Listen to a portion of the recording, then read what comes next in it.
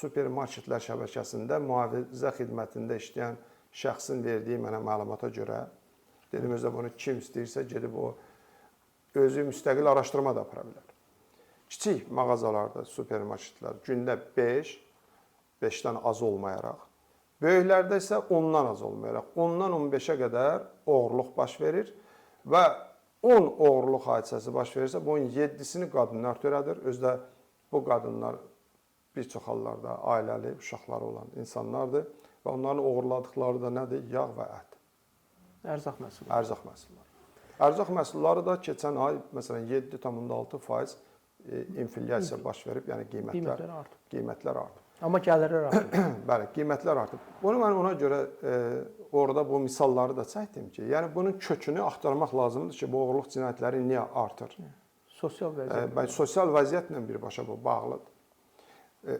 Həmin o mühafizə xidmətinin əməkdaşları mənə deyir ki, onlar tuturlar sadəcə də həmin şəxslərin əlindən o əmlakı alırlar, özlərini buraxırlar. Əvvəl deyir polis çağırdı, sonra baxdıq ki, mümkün deyil. Yəni sən gələk onda hər bizim mağazada Daxili İşlər Nazirliyinin bir əməkdaşı gələ otura, gələ oradan tutduqca bunlar orada protokol yazalar və bunu rəsmiləşdirirlər.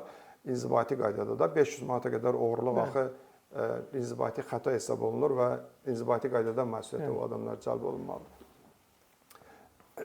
Onda gələk, axırı da indi məsuliyyətə də cəlb eləmirlər.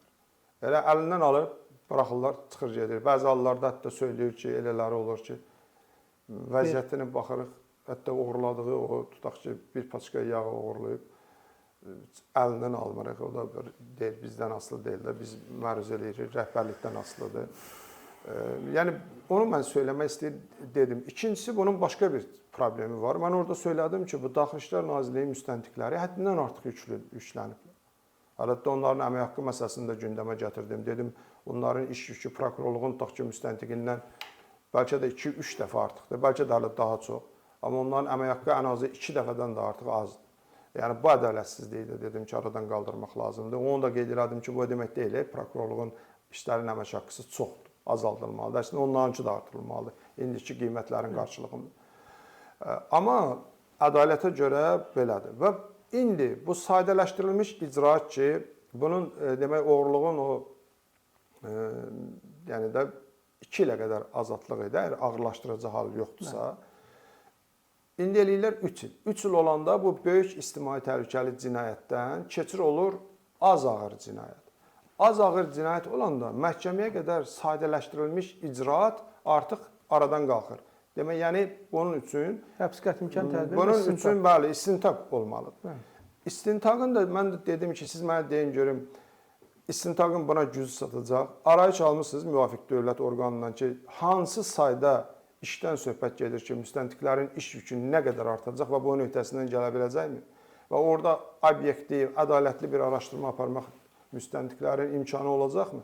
Ona görə dedim ki, tələsmədən bu məsələlərin hamısı öyrənilsin. Ondan sonra biz yenidən dönək bu məsələyə və bu məsələyə baxaq. Hesab edirəm ki, parlament ondan yanadır ki, belə məsələlər orada ciddi şəkildə müzakirə olsun, tartışılsın. İndi sədr də sağ olsun, o imkanı yaratdı, çıxış elədim. İndi baxaq görək, ikinci oxunuşa qədər nəzərə alınacaqmı, yaxud bizə hansı arayış veriləcək? Yəni biz bunu biləcəyik.